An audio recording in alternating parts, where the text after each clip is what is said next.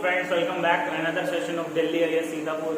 तो स्वागत करते हैं आप सबका एक बार फिर हमारे YouTube channel Delhi IAS Sitapur में। ठीक है, तो बात करते हैं हम क्या कर रहे थे अभी तक। रीजनिंग के कुछ टॉपिक्स को कवर कर रहे थे जो हमारे बेसिकली क्या थे, अल्फाबेटिक से रिलेटेड थे, मैथमेटिकल ऑपरेशन से रिलेटेड थे और जो हमारे बेसिक्स होते हैं, मतलब जैसे हमने क्या पढ़ा अभी तक, analogy, coding and decoding, series, जो हमारे बेसिक होते हैं और कम से कम हमें 10 से 12 नंबर दिलाते हैं, क्योंकि बेसिक्स क्या होते हैं, जितनी भी बेसिक वाली चीजें होती हैं वो ज्यादा हमारा इंक्लूड करती हैं कोई भी कॉम्पिटेटिव एग्जाम्स हो।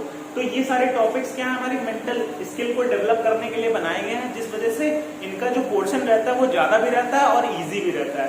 तो हम इसी सीरीज में बात कर रहे थे क्लासिफिकेशन की। तो हमें पता है हम अभी तक क्लासिफिकेशन में क्या कर रहे थे, ऑड वन आउट पिक कर रहे थे, मतलब 4 ऑप्शन हमें दिए जाते थे और उसमें से जो सबसे यूनिक होता था उसको हम क्या करते थे, पिक कर लेते थे और वहीं आंसर टिक कर देते थे। ठीक है, तो हमने इसको बेसिकली 3 पार्ट्स में कैटेगराइज किया था। पहला जो हमारा था वो वर्ड बेस्ड था, मतलब जो हमारे शब्द होते हैं उनके आधार पर, और दूसरा जो मैथमेटिकल ऑपरेशंस होते हैं यानी जोड़ घटाना, गुणा भाग, स्क्वायर रूट, क्यूब हो गया, स्क्वायर हो गया, जितनी भी मैथमेटिकल ऑपरेशंस थी वो हमने सेकंड पार्ट में कवर कर लिए हैं। तो आज जो हमारा पार्ट है वो पार्ट 3 है और लास्ट है, जो कि किस पे बेस्ड है, अल्फाबेटिक पे बेस्ड है, मतलब अल्फाबेटिकल ऑर्डर पे बेस्ड है, कह सकते हैं जो भी हमारे पास अल्फाबेट्स में जितनी भी क्वेरीज बनती है उनसे रिलेटेड है। ठीक है, तो बात कर लेते हैं आज से हमारे पहले क्वेश्चन या फिर कह लीजिए एग्जाम्पल की। तो जो क्वेश्चन नंबर 1 है, सबसे पहले मैं आपको ट्रिक्स बता दूं, क्योंकि ट्रिक जरूरी है। ये जो बेसिक वाली चीजें होती है इनमें पता होनी चाहिए कि यार मेरी बेसिक अप्रोच क्या होनी चाहिए। अगर हमें पता ही नहीं कि हमें करना क्या है किसी भी पर्टिकुलर क्वेश्चन को सॉल्व करने के लिए, तो हम कैसे वो क्वेश्चन पे अपनी कमांड बिठा पाएंगे। ठीक है, तो हम ट्रिक बता देते हैं आपको। ठीक है, तो ट्रिक्स में है क्या, देखिए मैथमेटिकल ऑपरेशन जितने भी हैं वो आपके हर क्वेश्चन में लग सकते हैं, उसमें कोई वैलिडेशन नहीं है वहां पे। ठीक है, तो मैथमेटिकल ऑपरेशंस को छोड़ के जितनी सारी ट्रिक्स हैं वो आपको आज बता देता हूँ। ठीक है, जैसे वॉवेल हो गया, वॉवेल का कॉन्सेप्ट लग सकता है। ठीक है, कॉन्सोनेंट का कॉन्सेप्ट लग सकता है, कॉन्सोनेंट, ठीक है, मतलब स्वर और व्यंजन जितने भी हमारे पास होते हैं उनसे कोई कॉन्सेप्ट को रिलेट कराया जा सकता है और हमारे क्वेश्चन में पुट किया जा सकता है। ठीक है, फिर बात करते हैं हमारे अगले क्वेश्चन की, सॉरी अगले ट्रिक की, कि क्या अगली ट्रिक हो सकती है हमारी। तो इसमें क्या होता है कि अल्फाबेटिकल ऑर्डर पे दे सकता है, मतलब कोई भी पैटर्न बना दिया कि ए, फिर इतने पर्टिकुलर डिफरेंस के बाद बी, कुछ ऐसे बना दिया ऑर्डर अल्फाबेट का। ठीक है, या फिर अल्फाबेट की जो नंबर प्रिस्क्राइब किए गए, कहने का मतलब ये है जो उनके जैसा ऑर्डर है, जैसे मान लीजिए ए का क्या है 1 नंबर है, बी का 2 है, सी का 3 है, डी का 4 है, ऐसे जेड तक 26 है। और ये इनको याद करने की ट्रिक आपको सीरीज वाले पार्ट में मैं ऑलरेडी करा चुका हूँ, तो जिसको अगर वो याद करना है पूरा तो वो सीरीज वाला पार्ट अल्फाबेट वाला जरूर देखे। ठीक है, क्योंकि ट्रिक्स अगर आपको नहीं पता है कि कैसे किसी, जैसे मान लीजिए पी का मुझे नहीं पता है कर्नली, लेकिन मैंने जो ट्रिक्स आपको बताई हैं कि पी मतलब प्रिंस 16 साल का था, तो आपको इजीली वो चीजें वहां से रिकॉग्नाइज कर पाएंगे। ठीक है, वहां से अगर कोरिलेट कर लेते हैं आप चीजें तो क्लासिफिकेशन और भी ज्यादा आसान हो जाता है, क्योंकि अल्फाबेटिकल बेस्ड अगर आपको चीजें पता है तो आपका series, analogy, classification, coding, decoding, ये सारी चीजें बहुत इजीली सॉल्व हो जाएंगी और 10 से 12 नंबर आपको इजीली मिल जाएंगे। ठीक है, बात कर रहे थे हम एनालिटिक की, तो अल्फाबेटिकल ऑर्डर हो सकता है, अल्फाबेटिकल ऑर्डर हो सकता है। और तीसरा क्या है, मान लीजिए कोई अल्फाबेटिकल ऑर्डर भी ना लगा, वॉवेल या कॉन्सोनेंट भी ना लगा, तो कोई हो सकता है कि जो पर्टिकुलर लेटर आपके सामने गिवन है उनमें कुछ एक डिफरेंस हो, कुछ एक पैटर्न हो स्क्वायर का, जैसा कि मैं ऑलरेडी बता चुका हूँ कि मैथमेटिकल ऑपरेशन कहीं भी लग सकते हैं। तो ऐसा भी हो सकता है कि ये 2 ट्रिक लग के ना कोई और तीसरी ट्रिक लग जाए जो हमारे किस पे बेस्ड हो, हमारे बेसिक्स पे, जैसे जोड़ घटाना, गुणा भाग, क्यूब, स्क्वायर, ऐसे कुछ भी हो सकता है। ठीक है, तो हो सकता है डिफरेंस हो या कोई भी अदर मैथमेटिकल ऑपरेशन है। ठीक है, मैथमेटिकल ऑपरेशन, ये 3 ट्रिक बेसिक वाली लग सकती है। अल्फाबेटिकल ऑर्डर में वही चीजें आ जाती हैं जो आपको नंबर बताए गए हैं, जैसे बी का 2, ठीक है, सी का 3, जे का जम्मू कश्मीर वाला कॉन्सेप्ट, तो ऐसे आपको चीजें याद रखनी है। ठीक है, क्वेश्चन नंबर 1 पे बात करते हैं। तो पहला मेरा क्वेश्चन है, A B C D option आपके सामने है, A E G E M D I U C D I L. ठीक है, तो मुझे क्या करना है ऐसे कॉन्सेप्ट में, वो मैं बताता हूँ आपको, ठीक है। जब भी आपको कोई भी अल्फाबेट लेटर दिखे, अल्फाबेट का कोई लेटर दिखे, उसमें आपको क्या करना होता है, उनकी नंबरिंग को नोट डाउन कर लेना होता है। अगर नंबरिंग आपको नहीं याद हो पा रही है तो हमारा सीरीज वाला पार्ट देखिए, इसमें मैंने अल्फाबेट की ए से लगाकर जेड तक सारी ट्रिक बताई है, ठीक है। तो हमने क्या किया, सबके नंबर को नोट कर लेना जितने भी ऑप्शन गिवन है। ये हमारा क्या है, बेसिक अप्रोच होनी चाहिए किसी भी अल्फाबेट के क्वेश्चन को सॉल्व करने के लिए, ठीक है। बाद में सारे कॉन्सेप्ट लगते रहेंगे, लेकिन आपको क्या करना है, अगर आपको डायरेक्टली दिख रहा है कुछ आंसर में तब बात अलग है, लेकिन अगर समझ में नहीं आ रहा है तो आपको बेसिक क्या है करना, सबके नंबर्स को नोट डाउन कर लेना है। तो मेरे पास नंबर क्या है, ए की वैल्यू कितनी होती है, बस ई की वैल्यू क्या होती है 5 के मल्टीपल्स में ई होती आता था, आपको बता चुका हूँ। जी की वैल्यू क्या होती है, ग्रुप ऑफ 7 कंट्रीज, तो क्या हो जाएगा यहाँ पे 7। सिमिलरली ई की वैल्यू 5 के मल्टीपल्स में आती है। एन की वैल्यू क्या थी, एम और एन आपस में अपोजिट थे, और अपोजिट का सम कितना होता है 27। तो अगर हमें 13 मेरा एम का 13 है तो एन का कितना हो जाएगा 14, क्योंकि उनको सम करने के लिए आने के लिए आंसर कितना आना चाहिए 27। तो एन की वैल्यू कितनी हो जाएगी 14, डी की वैल्यू 4। सिमिलरली आई से मुझे क्या पता था, आई नो का प्रोनाउंसिएशन किससे होता है, हमारे नंबर में 9 से, ठीक है। तो हमने 9 कर दिया यहाँ पे। सिमिलरली यू का क्या होता है, यू गिव मी 21, तो 21 का वहां से प्रोनाउंसिएशन हो रहा है, तो क्या करता हूँ मैं 21 लिख देता हूँ यहाँ पे। सिमिलरली ए बी सी के लिए याद करने की जरूरत है नहीं है, क्योंकि यहाँ पे 3 डायरेक्टली हो जाएगा। डी की वैल्यू 4, आई की वैल्यू आई नो ऑलरेडी लिख चुका हूँ। एल की वैल्यू थी 12, क्योंकि लॉयन को देखते ही 12 बज गए थे, इसलिए एल से हम क्या याद रखते हैं 12 अपनी वैल्यू को याद रखते हैं। अब मैं देख रहा हूँ क्या यार यहाँ पे कोई पैटर्न लग सकता है, तो मैं देख रहा हूँ डिफरेंस से क्या यहाँ पे कोई चीज सॉल्व हो रही है। मैं देख रहा हूँ 1 से 5 की वैल्यू तो कितना ऐड हुआ होगा, +4 फिर +2, ठीक है। चलिए अगर ये लग रहा होगा तो आगे मैं देख लेता हूँ। 5 9 5 14 और यहाँ पे माइनस हो गया कितना -10, ठीक है। तो यहाँ पे मुझे 2 में जब एक जैसा पैटर्न नहीं दिखा, इसका मतलब ये क्या है, ये यहाँ पे वैलिड नहीं है ये चीज। अब मैं देखता हूँ आखिर ऐसा इसमें क्या है जो इसमें नहीं, मतलब नंबर्स से नहीं सॉल्व हो रहा, तो इसका क्या कॉन्सेप्ट है। तो अल्फाबेटिकल मेरा हो गया फेल, डिफरेंस भी मैंने चेक कर लिया हो गया फेल, मैथमेटिकल ऑपरेशन भी कोई लग नहीं रही है। फिर मैं क्या करूंगा यार, वॉवेल कॉन्सेप्ट से देख लो। तो वॉवेल कितने होते हैं 5 मेरे पास, ए ई आई ओ यू, तो मैं चेक कर लेता हूँ। तो ए यहाँ पे दिखा, ई दिख गया, तो मुझे 2 लेटर क्या यहाँ पे दिख गए, वॉवेल, और लास्ट दिख गया कॉन्सोनेंट। सिमिलरली मैं सेकंड पे आया तो मुझे क्या दिखा, केवल एक मेरे पास वॉवेल है और बाकी के 2 कॉन्सोनेंट, यही तो दिख रहा है। फिर मैं आया आई यू, 2 मुझे दिख गए और एक कॉन्सोनेंट, यही तो है। देखिए मैं ए में देख रहा हूँ और बी में देख रहा हूँ, सी में देख रहा हूँ। तो ए में मुझे क्या दिखा, पहले 2 वॉवेल फिर कॉन्सोनेंट, फिर बी में आया तो पहला वॉवेल बाकी 2 कॉन्सोनेंट, फिर सिमिलरली सी पे आया तो पहले 2 वॉवेल फिर कॉन्सोनेंट। फिर मैंने देखा ओ है, चलिए ठीक है, ओ आई, तो ओ आई क्या है वॉवेल फिर कॉन्सोनेंट। तो मुझे यहाँ पे दिख रहा है कि जो ए सी डी मतलब पहला और लास्ट के 2 ऑप्शन है, उसमें पहले 2 मेरे पास कौन से नंबर्स हैं, लेटर्स हैं, 2 वॉवेल हैं और लास्ट वाले कॉन्सोनेंट है। बट हम बात करें अगर बी की, तो यहाँ पे केवल पहला लेटर क्या है वॉवेल है, बाकी के रिमेनिंग लेटर्स मेरे पास कॉन्सोनेंट है। तो ये क्या हो गया, इन चारों में सबसे यूनिक हो गया, जिसकी वजह से हम क्या करेंगे, इसको एज अ आंसर पिक कर लेंगे, ठीक है। अब बात करते हैं हमारे अगले क्वेश्चन की।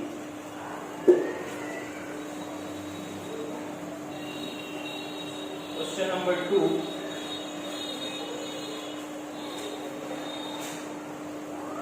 ए बी सी डी, 4 मेरे पास ऑप्शंस हैं और ये है question A Z D Y H S और डी। ये क्वेश्चन सबसे इजीएस्ट क्वेश्चन है क्लासिफिकेशन। क्यों?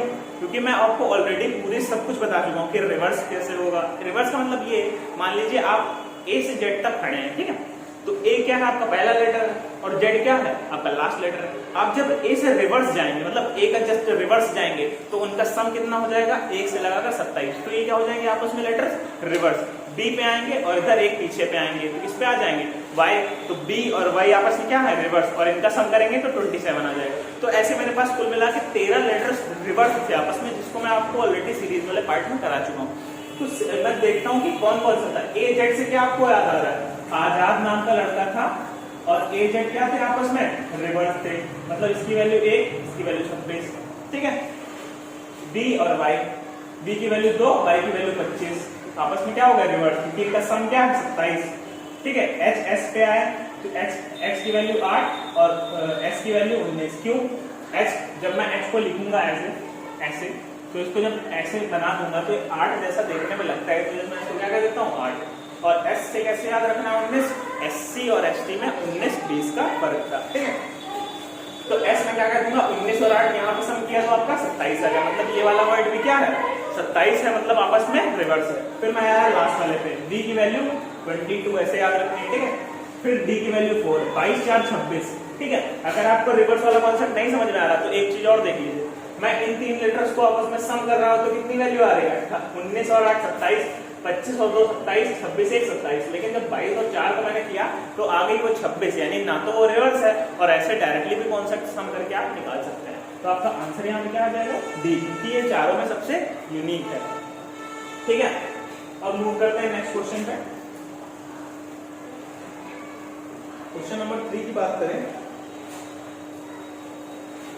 तो मेरे पास क्वेश्चन है MTF SLE, सी ऑप्शन है RKD और लास्ट ऑप्शन आपका है UN और G।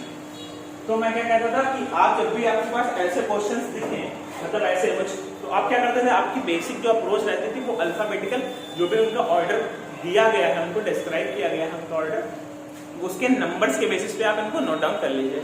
तो मैं क्या करता था MTF SLE RKD UNG इन चारों की वैल्यूज लिख लेता था ऑप्शंस की, ठीक है। तो M की वैल्यू 13 कैसे याद रखनी है 13 मेरा, T 20 से याद रखना है, F fix is equal to 6 क्योंकि फिक्स 6 का प्रोनाउंसिएशन हो रहा है 6 का, ठीक है। अब बात करते हैं S अभी बताया आपको 19 होती है वैल्यू, L की लाइन को देखते 12 बज गए और E की वैल्यू 5 हो जाएगी, सिमिलरली R की वैल्यू 18 और K की वैल्यू हो जाएगी 11 क्योंकि जम्मू कश्मीर में 10 और 11 गोलियां चलती थी, जम्मू में 10 चलेगी, कश्मीर में 11, ठीक है। D की वैल्यू हो जाएगी 4, U की वैल्यू हो जाएगी 21, यू गिव मी 21, N हो गया 14, सिमिलरली G की वैल्यू 7, ठीक है। अब समझते हैं इसमें क्या कॉन्सेप्ट लग रहा है। मैं देख रहा हूँ यार वॉवेल कॉन्सोनेंट तो मुझे कोई यहाँ पे दिख नहीं रहा फिक्स जैसा, ठीक है। तो मैं क्या करूंगा यार इसमें ऐसा क्या अप्रोच यहाँ पे लग सकती है जो मैं लगाऊं। तो मैंने चेक किया क्या डिफरेंस से तो नहीं यहाँ पे हो रहा, तो डिफरेंस मैंने चेक किया, ठीक है। डिफरेंस चेक करने पे मैं जब वापस आया तो मुझे यहाँ पे कितना पीछे जाना पड़ेगा, 17 में कितना ऐड करना पड़ेगा, 17 में मुझे ऐड करना पड़ेगा +4, ठीक है। 17 में ऐड करना पड़ेगा 7 +7, ठीक है। फिर सिमिलरली आप क्या करेंगे यहाँ पे 20 से 6 आने के लिए कितना माइनस करेंगे -14, ये क्लियर। 13 से 20 आने के लिए मुझे क्या करना पड़ा +7 और 20 से 6 पर आने के लिए आपको क्या करना पड़ा -14।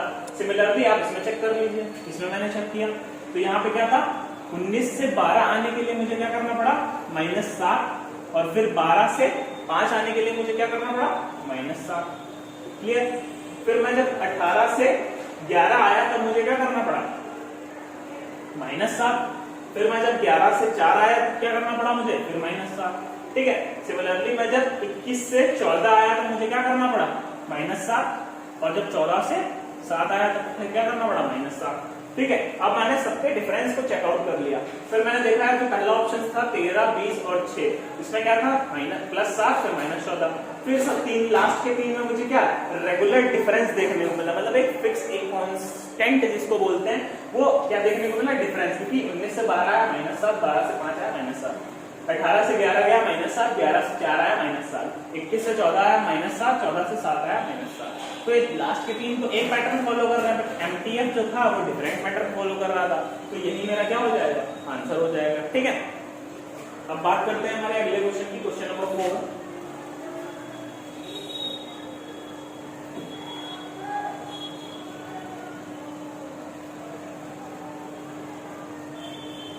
हाँ सपोज क्वेश्चन नंबर 4 है मेरे पास, A, B, C and last D, ठीक है। मेरे पास गिवन है EY, second option BD, last है DQ और CI। इसमें मुझे कॉन्सेप्ट लगाना है कि आखिर क्या कॉन्सेप्ट लग होता है, ठीक है। तो बात करें हम क्या करते हैं, जब भी मेरे पास नंबर आते हैं मैं उनकी पर्टिकुलर वैल्यू जो भी डिफाइन की गई है उनके लिए वो रख देता हूँ। तो E की वैल्यू होती है 5, Y की वैल्यू होती है 25, ठीक है। D की वैल्यू होती है 4, B की वैल्यू होती है 2, D की वैल्यू होती है 4, कैसे, ये तो आपको याद ही है, ए की वैल्यू 1, बी की वैल्यू 2, सी की वैल्यू 3, डी की वैल्यू 4। ठीक है, डी की वैल्यू बात करें 4 और क्यू की वैल्यू कितनी होती है, क्यू क्या था, क्वीन, क्वीन कितने साल की थी, 17। सिमिलरली सी की बात करें तो सी होती है मेरी वैल्यू 3 और आई 9, क्योंकि 9 से 9 का प्रोनाउंसिएशन होता है। ठीक है, अब बात करते हैं कि इसमें मुझे कैसे चेकआउट करना है कि यार क्या यहाँ पे लग सकता है। मैं देख रहा हूँ 5 है, 2 है, 5, 525 है, फिर 24 है, 39 है। अब मैं आपको एक ट्रिक और यहाँ पे शानदार होता है, जब भी आपको ऐसे कॉन्सेप्ट दिखे 39 दिख जाए, 24 दिख जाए, 525 दिख जाए, तो हमेशा ये जरूर चेक करिए कि अब वो वाला कॉन्सेप्ट तो नहीं लग रहा है स्क्वायर वाला, क्योंकि आपस में डिजिट के स्क्वायर भी रखे जाते हैं कभी। तो मैं देख रहा हूँ 5 का स्क्वायर किया तो कितना आ गया, 25 आ गया। 2 का स्क्वायर किया तो कितना आ गया, 4 आ गया। 3 का स्क्वायर किया तो कितना आ गया, 9 आ गया। बट 4 का स्क्वायर करेंगे तो 16 आएगा, लेकिन यहाँ पे 17 है। मतलब ये जो यहाँ पे वैल्यू थी वो सबसे अलग थी, जो ये पर्टिकुलर पैटर्न नहीं फॉलो कर रही थी। इसका मतलब सी हमारा क्या हो जाएगा, आंसर हो जाएगा। ठीक है, आज हमारा क्लासिफिकेशन का लास्ट पार्ट है, इसके बाद आपका डिस्टेंस एंड डायरेक्शन स्टार्ट हो जाएगा। ठीक है, जितने भी बेसिक वाली चीजें थी अब हमने पूरी कंप्लीट कर ली है। अब मैं बात करूंगा डिस्टेंस एंड डायरेक्शन। ठीक है, जितने भी क्वेश्चन बनते हैं डिस्टेंस एंड डायरेक्शन के वो आपको बताऊंगा। ठीक है, अब बात करते हैं हमारे अगले क्वेश्चन की, 5 नंबर क्वेश्चन। तो ए है, बी है, सी, 4 ऑप्शंस मेरे सामने गिवन है। हाँ, तो पहले बात कर लेते हैं डिस्टेंस एंड डायरेक्शन की, उसमें क्या है। तो उसमें जो क्वेश्चन बनते हैं ना, जितने भी प्रकार के बनते हैं वो आपको सारे सिखाए जाएंगे। जितना भी आपको सिलेबस प्रेस्क्राइब किया गया है, यूपीएससी, एसएससी या जो भी कोई भी एग्जाम होता है, कॉम्पिटिटिव एग्जाम, सारे लेवल जितना भी हम पढ़ाते हैं वो सारा लेवल आपको कहाँ का होगा, एसएससी मेंस का होगा। ठीक है, आप सीएचएसएल क्रैक कर सकते हैं, उसी से सीजीएल क्रैक कर सकते हैं, यूपीएससी जो होता है सीसैट वो भी क्रैक कर सकते हैं। क्यों, क्योंकि ये पैटर्न सब मिक्स करके बनाया गया है। जितने भी कॉम्पिटिटिव एग्जाम इससे बाहर कहीं नहीं जाएगा। एक तो जैसे होते हैं, मान लीजिए कभी कभी आपको फिगर काउंटिंग वाला एक आ जाता है, तो वो एसएससी में नहीं पूछा जाता है, यूपीएससी में पूछा जाता है। बस एक तो ऐसे सिलेबस है या कह लीजिए ऐसे टॉपिक हैं जो एसएससी में नहीं है, उसमें है यूपीएससी में। ठीक है, तो ऐसे टॉपिक्स भी आपको कवर कराए जाएंगे ताकि आपका कोई भी कॉम्पिटिटिव एग्जाम रुके ना। ठीक है, बात कर रहा था मैं अपने अगले क्वेश्चन 5 नंबर क्वेश्चन की। जो 5 नंबर आपका क्वेश्चन है, क्वेश्चन नंबर 5 तो है DS JM KL और LM, ये आपके सामने गिवन है। ठीक है, मैं इसको कैसे सॉल्व करूँ, मुझे पता है जब भी अल्फाबेटिकल लेटर दिखेंगे मैं क्या करूंगा, उनकी जो डिफाइन की गई नंबरिंग है उनको मैं नोट डाउन कर लूंगा।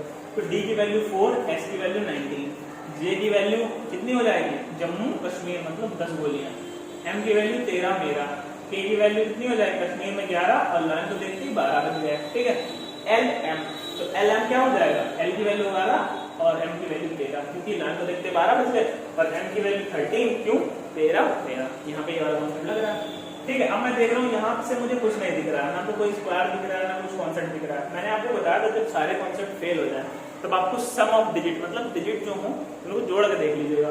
तो D के लिए पर्टिकुलर क्या नंबर था, 4, S के लिए था 19, आपस में जोड़ दिया कितना हो गया 23, J के लिए था 10, M के लिए था 13, जोड़ दिया कितना हो गया 23, K के लिए 11, L के लिए 12, जोड़ दिया कितना हो गया 23, लास्ट L और M के लिए जोड़ा तो आ गया 25। देखिए अब 3 जो ऊपर वाली वैल्यूज थी वो 23, 23 और 23 आई, लेकिन जब मैं D पे गया तो मेरी वैल्यूज क्या आ गई थी 25 वैल्यू आ गई, मतलब क्या वो चारों से अलग है, इसलिए आपका आंसर है। ठीक है, अब बात कर लेते हैं 1-2 क्वेश्चन और की, फिर हमारा क्लासिफिकेशन खत्म हो जाएगा यहाँ पे टॉपिक। ठीक है, हाँ कभी कभी क्वेश्चन ऐसे भी आ जाते हैं, तो आपको एक एग्जांपल इसका भी दूंगा कि जब आपको एक पर्टिकुलर लेटर दिख जाए तब आपको क्या करना है।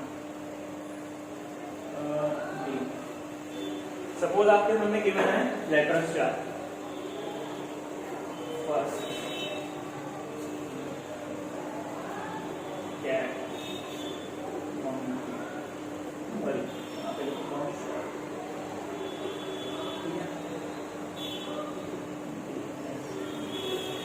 तो आपको जब ऐसे क्वेश्चन दिख जाए तब आपको पहली अप्रोच क्या लगानी है, इसमें आपको फालतू टाइम नहीं वेस्ट करना है, जैसे मैं इसमें करता हूँ अल्फाबेटिकल ऑर्डर में। टाइम वेस्टिंग नहीं है ये वाला, ये कॉन्सेप्ट अच्छा है क्योंकि इससे सारे अल्फाबेटिकल क्वेश्चन लग जाते हैं। बट अगर आप इन पर प्रैक्टिस कर लेंगे तब आपको ये टाइम टेकिंग नहीं लगेगा। आप शुरुआती क्वेश्चन करेंगे तब आपको थोड़ा सा टाइम लग जाएगा। ठीक है, तो मैं बात करता हूँ जब आपके पास सामने ऐसे क्वेश्चन आ जाए तब आपको क्या करना है।